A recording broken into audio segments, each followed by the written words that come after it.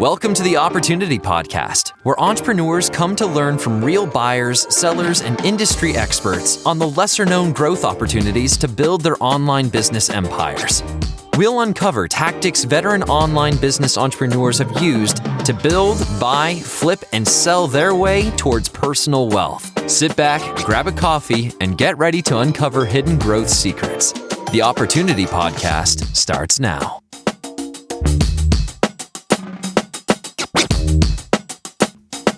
Welcome back to the Opportunity Podcast, your go-to resource for hidden growth opportunities throughout online business. We're your host. I'm Sarah.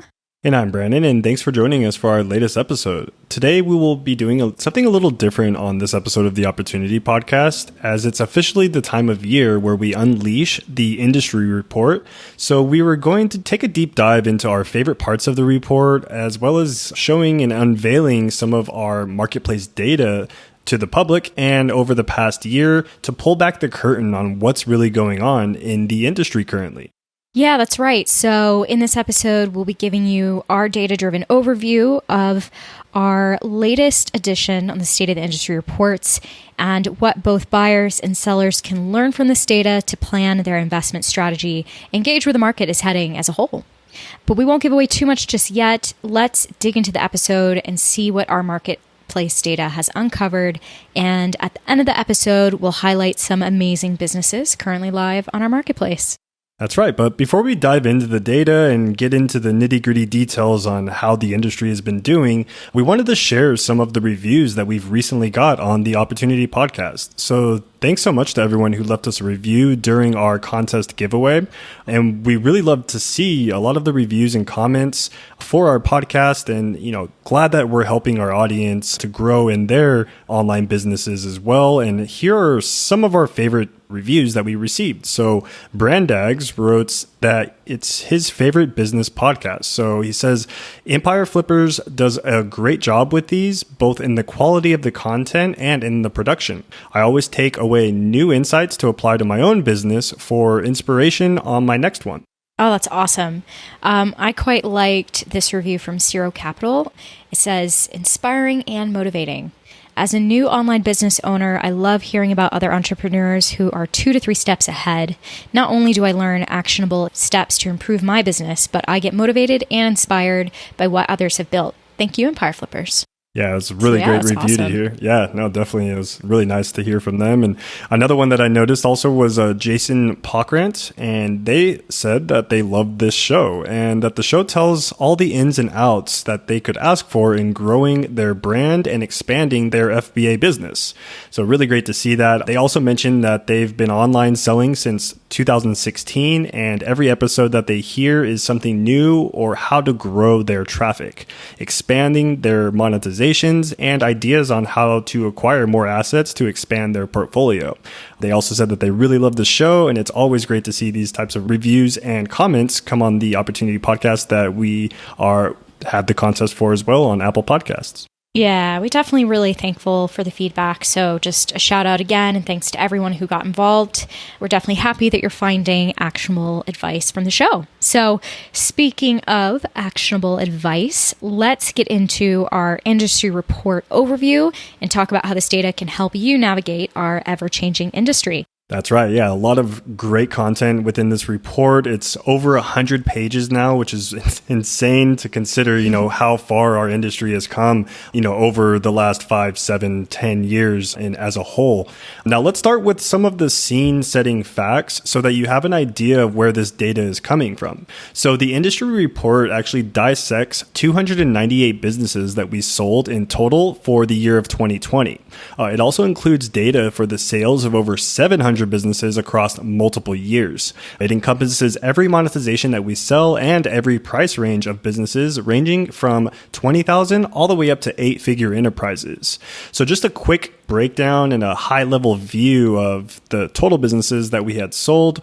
There was Actually, content deals made up a majority of the deals, which was 153 businesses, which was 51.34% of the total monetizations in our marketplace for 2020. E-commerce followed slightly behind with 114 deals in total. And in the other space, which is other monetizations that are monetized through SaaS or digital products, info products, subscription box type services, also made up another 31 deals for the year of 2020 as well. Yeah, I mean, it's crazy to see it all broken down. You know, obviously we know working with these businesses throughout the year, you forget the scale and how many we're actually selling and working on week to week. So definitely seeing year in review is certainly powerful for us. You know, as Branden mentioned, the report is over 100 pages. Definitely thanks to our master, Greg Elfrink, who miraculously still has his fingers after all that typing. We definitely got a lot of insight from Peter and John. They are data gurus within the company. So thanks to those guys for putting this together. You know, we couldn't possibly fit all the information into this episode, but for this episode, we picked just some facts that stood out to us from the report. So some ones that I was really drawn to. In 2020 alone, we tracked, and I hope I'm going to get this number right, $1,621,960,093.63. Don't forget that, in liquidity on our marketplace. So, I mean, that's over $1 billion of liquidity. That means that's the money available to buyers to purchase on our marketplace, and that is just massive. Average sales price increased by 73%. And when you really think about this, it's so exciting because it's raising the bar for businesses on our marketplace, and it hints to better valuations, but really it also hints to more money for sellers. So that really stood out to me. Also in 2020, the average sales price of an online business increased by 73% as compared to 2019, but it's a staggering 131% raise compared to 2018. So again, it's like very positive tailwinds, and we're just seeing an increase year by year. Also kind of interesting, supply only increased by 24%. So that means demand is far outstripping the inventory. And so we'll talk about this later in the episode, but this is really hinting that it's a seller's market, that there's a lot of really hungry buyers, and it's not necessarily that there's a massive influx of other sellers who are meeting the demand and creating loads of competition. So very favorable market for the sellers, which we'll totally dig into at the end here. But yeah, those were some of the things that really stood out to me. Yeah, these numbers, I was a little cautious when I first read these coming from, John and Peter from our data team. When I saw that, the average sales price is a staggering 131% compared to 2018. So just in 2 years, having the sales price for a majority of the online businesses on our marketplace go up 131% is really crazy. Another metric that I noticed within the State of the Industry report was that the average sales multiple had risen by 8%. So this is something that we're going to dig a little bit deeper and get a bit more granular with later on the report. But it is worth noting and kind of shows a fact that we are seeing the market continuing to grow even through some of the more difficult times that we've had within 2020.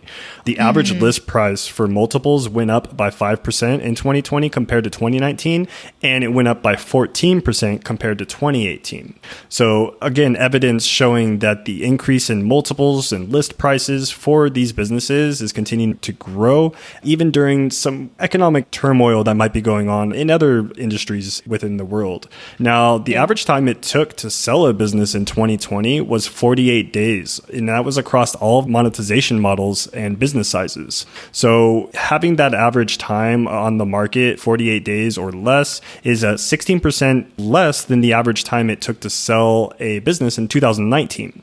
So this shows more evidence that the marketplace is not only growing in both listing prices and sales prices and multiples, but it's actually decreasing the time that it takes on the market to sell your business. So that means that potential buyers and investors are moving faster on these deals. They're noticing the golden nuggets and some of the low-hanging fruit within these business models and capitalizing on that, acting quick and sealing the deal before anyone else has a chance to.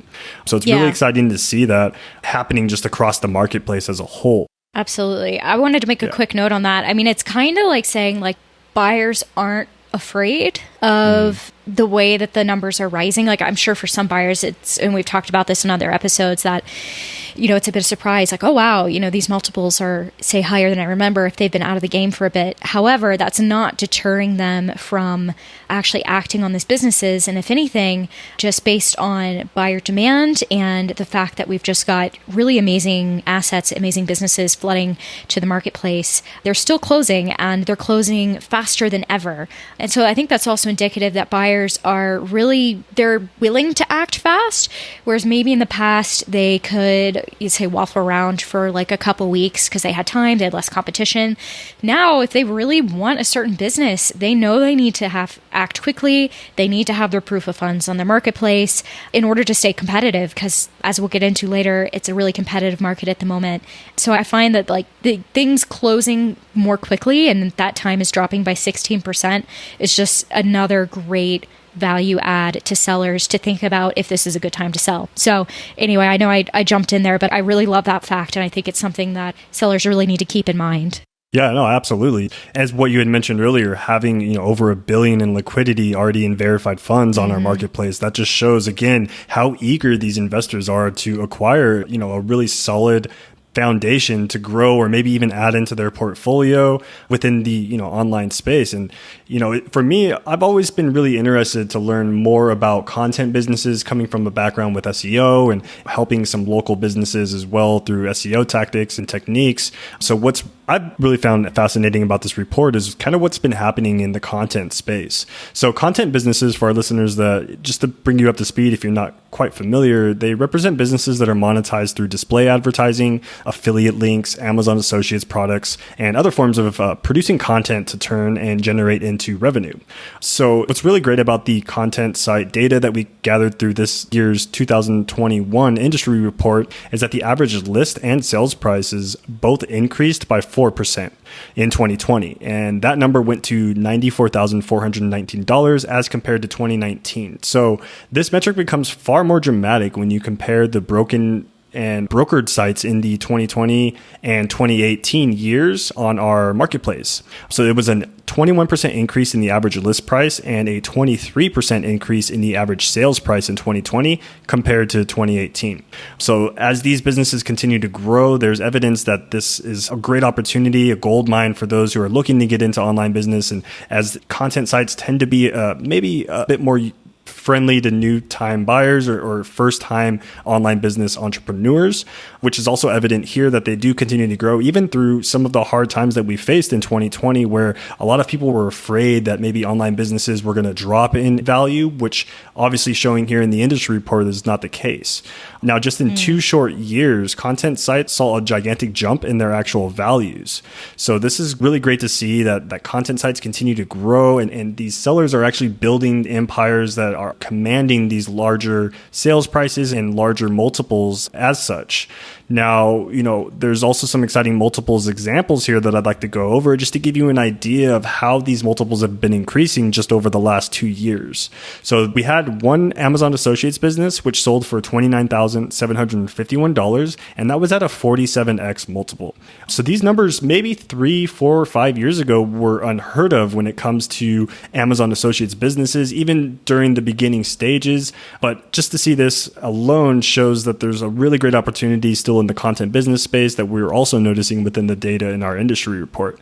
Another mixed monetization and affiliate and display advertising business sold for $256,000 at a 42x multiple. Another one that was Amazon Associates business and affiliate monetized business sold for $456,000 at a 36x multiple. And another business at a 36x multiple that was monetized through affiliate, Amazon Associates, and display ads. So again, content sites have been continuing to grow, and this industry report really dives deeper into the metrics that these content sites are generating and some of the potential that they're offering, even moving forward through, again, some issues that might have happened during that year in 2020. Yeah. What you said, Branden, earlier about content sites being so good for newbies or first-time buyers, I look at this data and to be honest, I feel like a little bit jealous of content site owners or content site buyers because it's just indicative that they're really in such a sweet spot. I mean, think about it. Like if you started a content-based business, let's say in the past year, and things are going well, you're able to walk away with a multiple that was unheard of just a couple years ago based on buyer demand and based on, the value that they're getting on in a marketplace like ours. I mean, a 47x multiple, 36, 42. That's incredible when you're first starting out. And, when we talk so much about online businesses being great ROI, I mean, this is it. This is it right here. This is so exciting that you could start a business, in the past year or start a business now that, if the trend continues and these numbers go up, you can make an absurd ROI that I feel like it's just a dream amount of money to walk away with. So yeah, I think the numbers surrounding content-based businesses are just really, really exciting. And it does make me a little bit jealous. I wish I could be in that industry myself. But speaking of another industry or I would say monetization that's doing quite well, I also really liked observing what's happening in Amazon FBA. So just to put it in perspective, in 2020, we sold 97 FBA businesses for a total of $55,461,189. And it accounted for almost 68% of all the transactions on our marketplace. And these are massive numbers, and we're probably going to continue to see this move into 2021. We think that FBA is going to dominate the marketplace, and something that we've talked about on other episodes of the Opportunity Podcast is that there's just massive buyer demand. And so that buyer demand is bringing even better FBA businesses to our marketplace. So we do continue to see that. I think we will continue to see that climb. We sold, 24% more FBA businesses in 2020 than in 2019 and 41% more than 2018. And our total Amazon FBA sales in 2020 increased by 98% as compared to 2019 and then by a massive 254% as compared to 2018. Wow. So yeah, I mean, to say that like FBA is dominating our marketplace at the moment, it feels a little bit like an understatement, but there you go. You have the numbers right there. So I think it's also really exciting. This one kind of blew my mind. The average list price for FBA businesses in 2020 was $564,142 and an average sales price of $538,741. So when I thought about that, I saw that and I was like, man, I mean, just that's the average for us, right? I mean, and that's our mid-range, $500K. I mean, that's crazy. Just to know where we were a couple years ago and that a $500K FBA deal was, I mean, that was like something to write home about. And now that is our middle ground. I think that's an absolutely insane look at where our marketplace is going, and especially for FBA. So obviously, both the list and sales prices have seen a dramatic increase year over year. For 2020, the average list price increased by 55% as compared to 2019 and 136% as compared to 2018. And if you're interested in the average sales price, there was an 80% increase in 2020 as compared to 2019 and a 154% increase as compared to 2018. So again, I mean, just radical jumps to where we were 2 years ago and even a year ago. I mean, 2020 has been the FBA year, honestly. A great time to be an FBA. Going back to how things have changed in terms of like how we're closing deals, the average number of days on market for FBA businesses was 67 days. So that's actually a 21% decrease from 2019 and a 3% decrease from 2018. I mean, overall, this is something we mentioned in the report. It's really just a clear sign that FBA businesses sales, they're picked up dramatic speed considering the actual size of the businesses on the marketplace in 2020 were larger by several orders of magnitude. And finally, like as we mentioned before, buyer demand for FBA businesses has increased more dramatically than any other business model.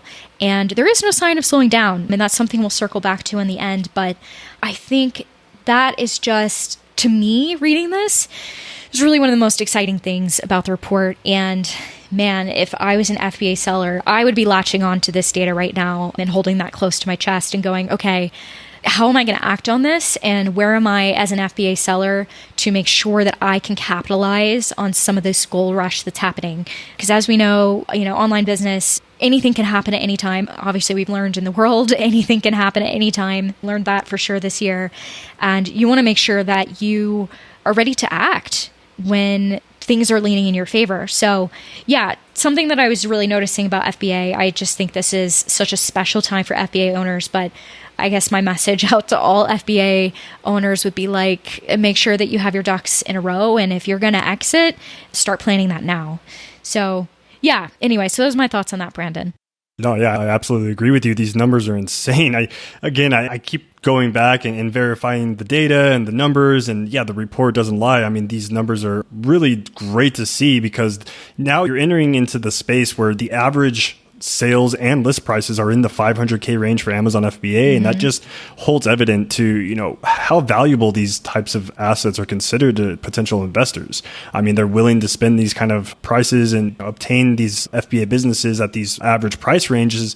That just shows that, it's going to continue to grow. It's going to continue to build value over time. And a lot of potential buyers are eager to create some type of segue into building in this industry, right from the beginning and, purchasing on Amazon FBA that's already generating cash flow, that's already got an audience or maybe even a brand name or a trademark that's already established for you, just offers a huge, huge opportunity for someone who's wanting to get into this industry. Again, while, I guess you could quote unquote say that it's the gold rush, but, we are showing that the evidence is here and the value these businesses are continuing to add to themselves is just going to continue to grow too. And, as absolutely. You build this data over time, again, these valuations are reflected in where the business is going, because what we've started to include now within our industry reports is the TTM numbers, or the trailing 12 months data and insights. So this is ultimately a new aspect to the report that we've started to include, which is basically the data that just means the last 12 months average net profits is considered into the business valuation.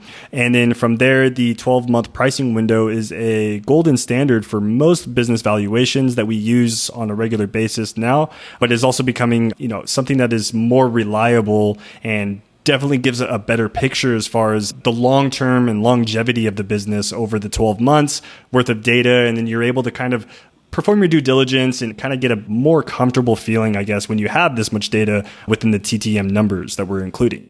Yeah, and the industry report does a good job of breaking down why we are starting to include TTM. Really, it's to make sure that, if you're searching across different brokers in the industry, that it basically makes sure there's no confusion. Obviously, we've run with a different multiple for a long time, and many people are used to our multiples, but we didn't want people comparing multiples between brokerages to get confused and to think that they weren't going to walk away with as much money on our marketplace as somewhere else. So TTM is really kind of leveling the playing field and making sure that, if you're cross comparing different brokerages, that you understand there's some commonality between how we value businesses and how they value businesses, and you're able to make the most informed decision. So, but one thing that's really cool is, now that we are starting to move towards TTM, there's some really impressive multiples. And what I think is really special about them is they only show the average. This is like, even though these multiples are high, that's still mid-range, right? So this should be exciting for sellers, because that still means that sellers can walk away with more for solid businesses.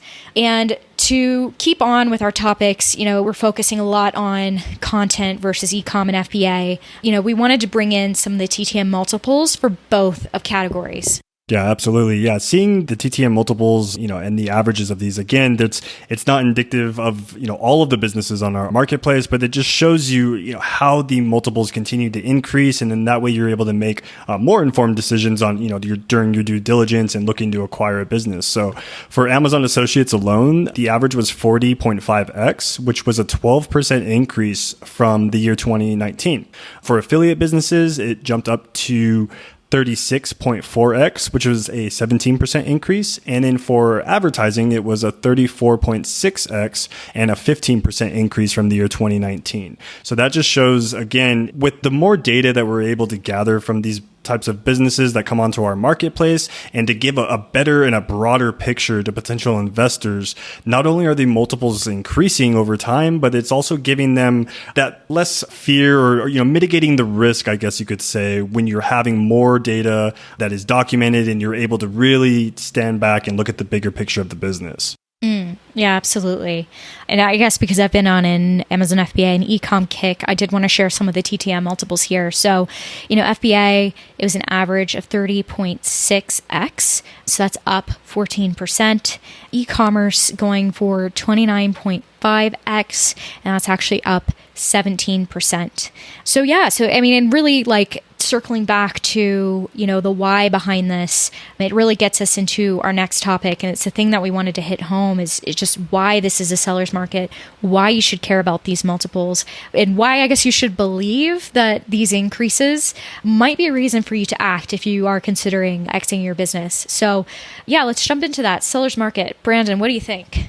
Yeah, it's an insane time right now, Sarah, for sellers. I mean, with the types of listing multiples, the types of listing prices that we're seeing continue to increase year after year, now is really the best time for sellers to jump on the marketplace. Maybe do a little bit of exit planning. You could always talk to one of our business advisors. They can help you schedule a call to make sure that you're getting the most out of your valuation and then also the most from your exit, according to, where you might be standing with the business or what you may have just optimized on the back end of the business. So what we're seeing, is really huge in terms of, why it is becoming a seller's market, especially now, even with things that are going on in the background and the economy and things with the world. Now is really a great time to cash out and gain that large capital to maybe roll into another project. We're seeing some of the highest multiples now that the market has ever seen. And then there's also intense competition for top performing businesses. So from personal experience, we've actually heard from a few investors that told us, if Fund A ends up making a move on a business or a listing that you have, let us know. We'll make a counter offer and we'll see what we can do to play ball with them. So that's just evidence alone where, a lot of investors are not only moving to make a deal happen sooner and faster, once it's on the market, but they're also willing to compete with other investors that are on our marketplace as well too. So as a seller, that's really a home run for your business and your exit, because now you have buyers that are willing to compete for your business and something that you've grown, which is not always the case when you're trying to maybe perform a deal outside of, our marketplace, or maybe even through private deals or through other acquisition avenues. You're actually getting buyers to compete for your business. And that's just a huge opportunity alone. And then also, something that we've noticed is that you're able to walk away with more money from your exit and into your pocket, for the fact that, there is ultimately becoming more of a bidding war for your business. Yeah. This is something we talked about before, but it's like when we think about buyer competition, buyers are not going to pay more than they have to until they have to. So really they have to when they come to a marketplace and when all the buyers are at the table. And this is where, some sellers, if they try to take their, say, high performing FBA business and just try to sell it by themselves and go like, I can do this. I can do for sale by owner, and that's going to be better for me. I don't want to pay commission. Honestly, you just have a higher likelihood of getting undersold because you don't know what you don't know, and you're getting an experienced buyer in the room who knows they don't necessarily have to make you a competitive offer. And that's where just making sure you're really just doing your due diligence about where you're selling and how you're selling. If you have a high performing asset, that could make you tens of thousands, if not hundreds of thousands of dollars different. So yeah, it's a really big deal. And when we think about, again, the buyers and the level of competition, I think one of the biggest signifiers that this is a seller's market is there's an increase of qualified buyers who are able to deploy large amounts of capital. So I think we're long past the days of if you've got a, multi-million-dollar FBA business where you'd have to face a marketplace where it might sit for a while because simply the buyers qualified with the capital in hand to buy your business, they just weren't as plentiful. Where now, to be honest, it's like we can barely keep up with how many there are. And we've been able to forge relationships with those skilled buyers, and they are just creating almost like a marketplace within the marketplace on these large deals. So, and that's not necessarily, I mean, that's really happening up at the larger scale tiers, but there's still buyer demand throughout the marketplace. So, if you're a seller and you really want to make a large exit, now is a better time than ever to really capitalize on that demand and the fact that there's lots of buyers available. Another big thing, and I think this is really easy to overlook, this is the lowest our fees will ever be. So again, if you've got a multi-million-dollar FBA business, being able to capitalize on 5% fees, 2% fees, and things like that, this is a unique time in order to utilize us as your brokers and walk away with the, not having to pay a high commission. And that's obviously not going to happen forever because, our demand's increasing. We've been putting, a lot of our resources towards these large deals, and simply we're going to have to raise our fees at some point. So, if you do want to capitalize on those low fees, you really need to get in sooner rather than later. But again, that's just a benefit for you. That's a benefit for you as a buyer. And that's why the market is really leaning in your favor at the moment. And don't forget, we do have the lowest exclusivity in the industry at only 2 months. Obviously, if you've been with us for a long time, you know that it used to be 6 and then we just dropped it to 2. So, you can have your business sold within, 60 days, or you might be in the middle of negotiating an incredible offer around the 60-day mark. But that means that there's really not a lot working against you if you do want to try us. It's only a couple months that you have to be exclusive with us. And because we've been able to really deliver on those deals and close deals, you just have a higher likelihood of being able to sell your business in record time.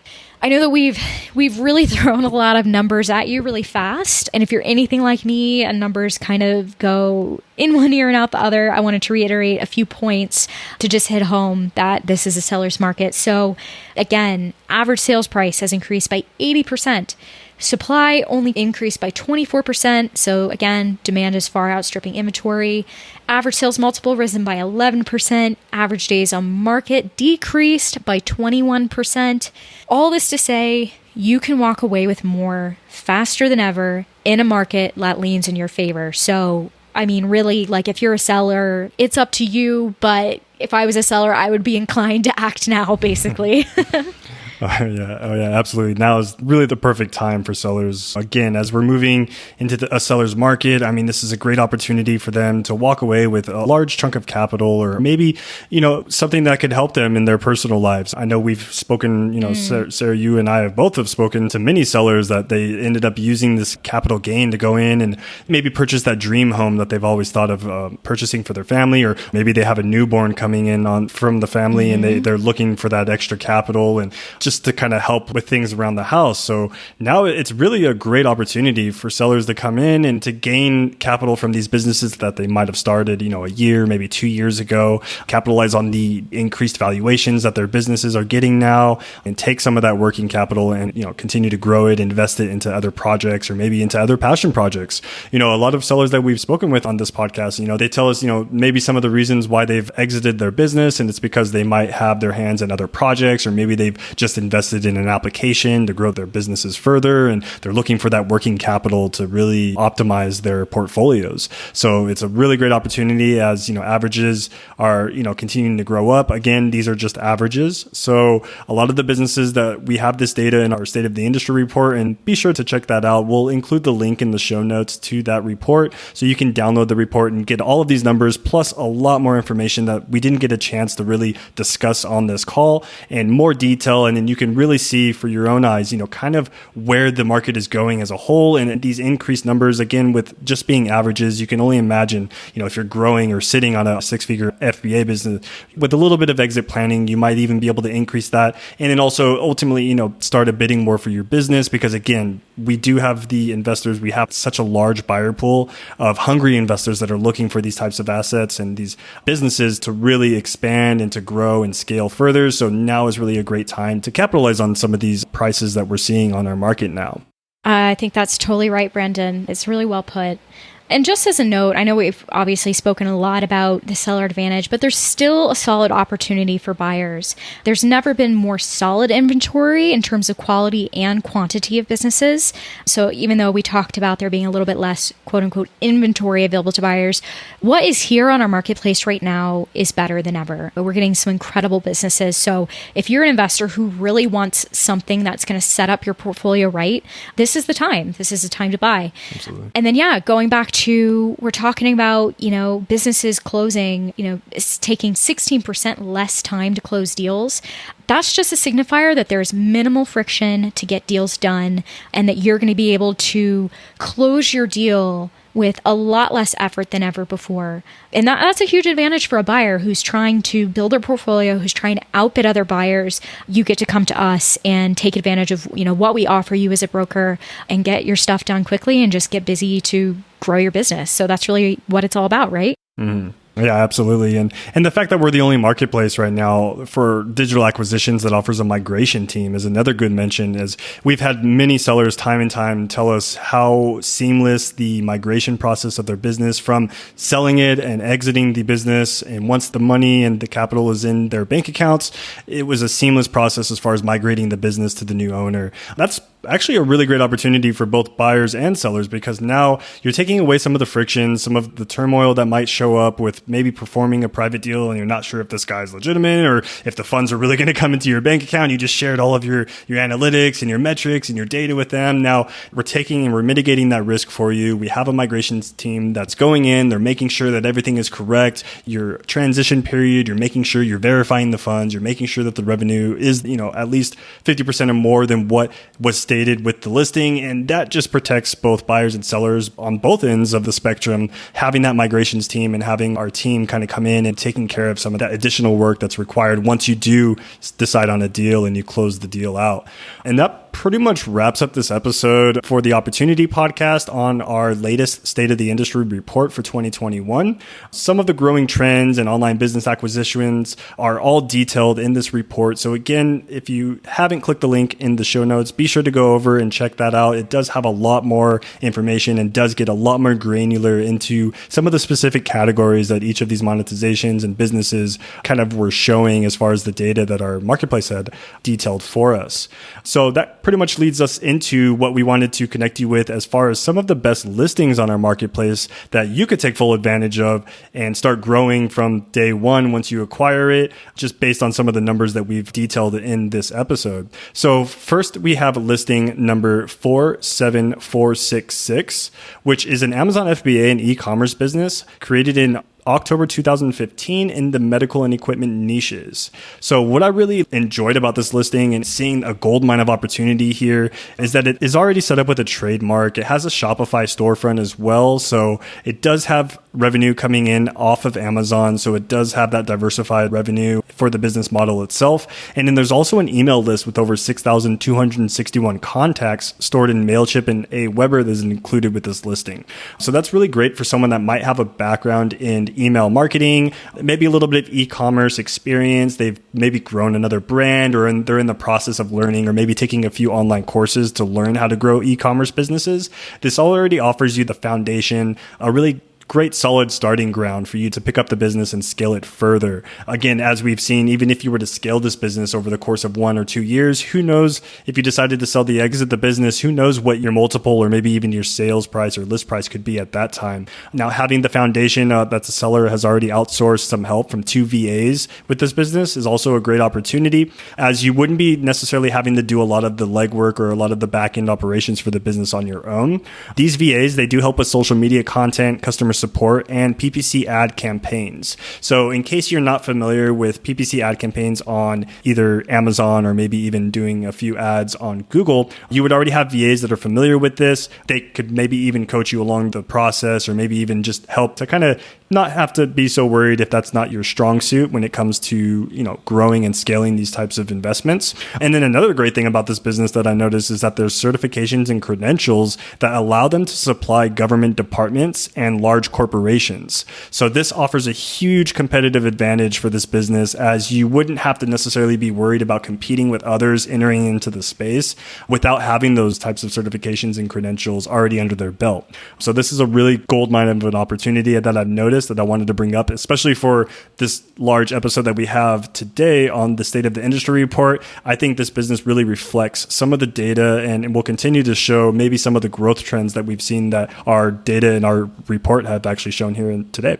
Yeah, Branden, I think that's all a great point, and it's really exciting to talk about the potential trajectory of that business. I have one listing today that I'm really excited about. So listing 49215, it's an e-commerce business created in August 2015 in the children's niche. Honestly, when I first opened up this business, I was really excited. I thought to myself, like, wow, this is an excellent looking business. It's got great branding. It's in a strong niche that I know personally has just got a really great evergreen quality, but I think is also growing. Some things that I really liked about this Shopify store, they've really got their ducks in a row. The seller has abandoned cart emails sent through Shopify and has recently seen some nice results from SMS campaigns for abandoned cart sequences to win back customers. As e-commerce business owners going to know, being able to get a hold of your customers and make sure that they don't abandon cart is just a huge struggle. So making sure that as a buyer that you're not starting that from scratch is a huge advantage. And I think that's one really nice element of this business. It also has a large email list. It's got 84,000 addresses that'll be included in the sale. And it also has an Instagram account boasting over 142,000 followers. That's mental, to consider. Yeah, there's an actual community who are really interested in this e-commerce brand, and you just don't always find that for e-commerce brands. I mean, honestly, when you look it up, I opened it and felt like it compete with some of the largest clothing brands that I know of. It's honestly that strong. And what's mental about, the email list is it's only been really used at a bare minimum.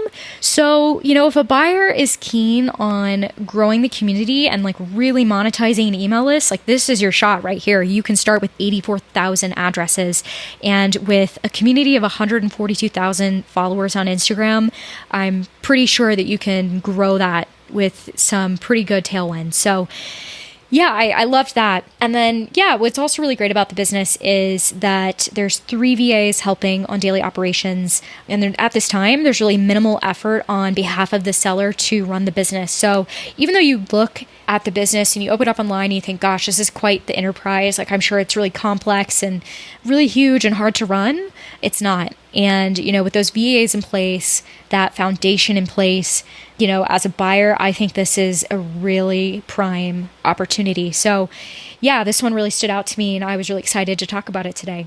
But so we've obviously talked a lot this episode. There's a lot of crazy, amazing, interesting things happening on our marketplace. And we are so thankful that you joined us to talk all about the industry report and what's happening. We hope that you join us for future episodes. And in the meantime, I hope you've gained some valuable insight to the opportunities that digital acquisitions offer. Make sure to click the link in the description or visit empireflippers.com/marketplace to learn more about these businesses or other listings currently live on our platform. And if you enjoyed the episode, be sure to leave a comment and leave us a review. And we will keep releasing content week by week to foster this community that we've built here. Until next time, we're your host. I'm Sarah. And I'm Branden, and thank you so much for tuning into the Opportunity Podcast.